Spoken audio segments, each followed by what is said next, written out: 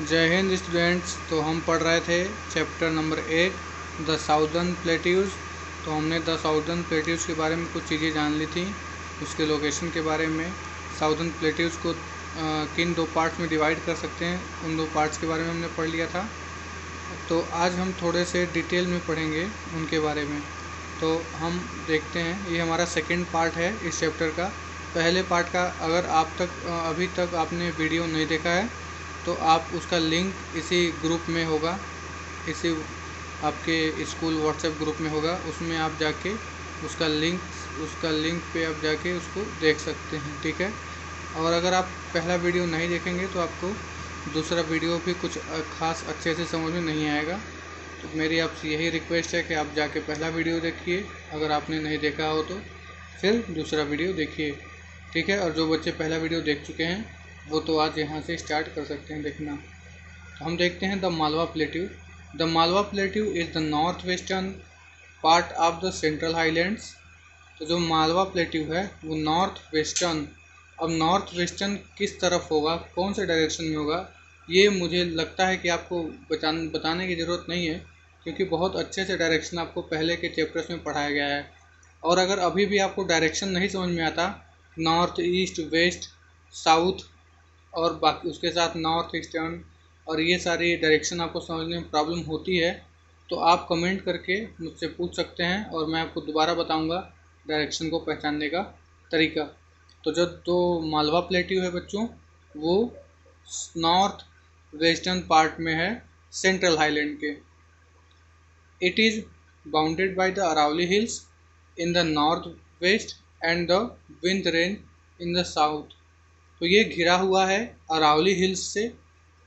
Malwa plateau किससे घिरा हुआ है? अरावली हिल्स से। किस डायरेक्शन में? नॉर्थ वेस्ट में।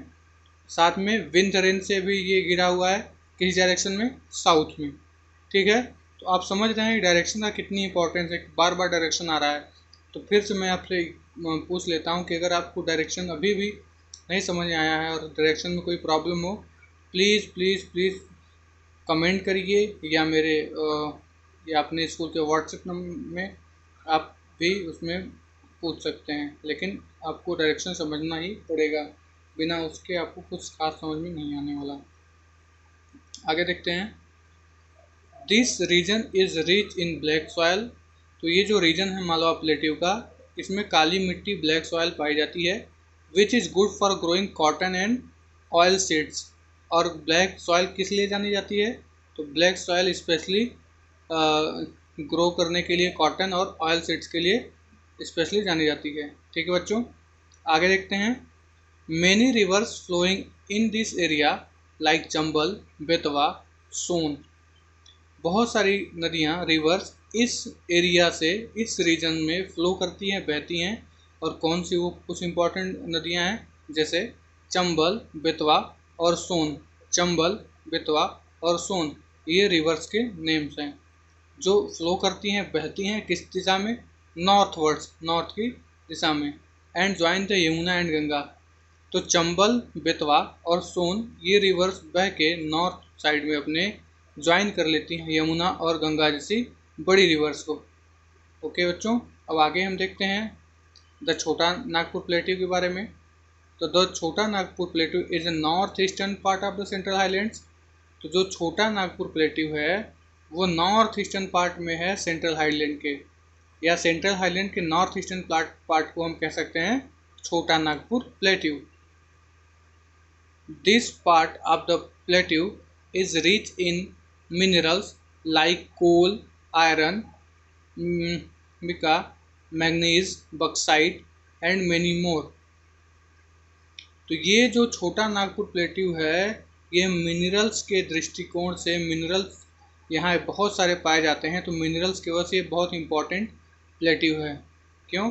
क्योंकि यहाँ पे कोल, आयरन, मैग्नीज, बॉक्साइट और बहुत सारे मिनरल्स भारी मात्रा में पाए जाते हैं। कहाँ पाए जाते हैं बच्चों? छोटा नागपुर प्लेट्यू में बहुत सारे मिनरल्स पाए जाते हैं, इसीलिए इसको रिच इन मिनरल्स भी कहा जाता है। छोटा नागपुर प्लेट्यू में कौन कौन से इंपॉर्टेंट मिनरल्स यहाँ पाए जाते हैं? कोल, आयरन, मैग्नीज, बॉक्साइट और साथ में और बहुत सारे मिनरल्स हैं जो यहाँ पाए जाते हैं। It is covered with dense forest which provide us with useful products like wood, gum, lake, etc. साथ में ही इस एरिया में, इस रीजन में बहुत सारे घने जंगल भी पाए जाते हैं जिनसे हमें बहुत सारी यूज़फुल चीज़ें मिलती हैं जिनका हम अपने प्रतिदिन जीवन में डे टू डे लाइफ में यूज़ करते हैं, जैसे लकड़ी, गम, etc.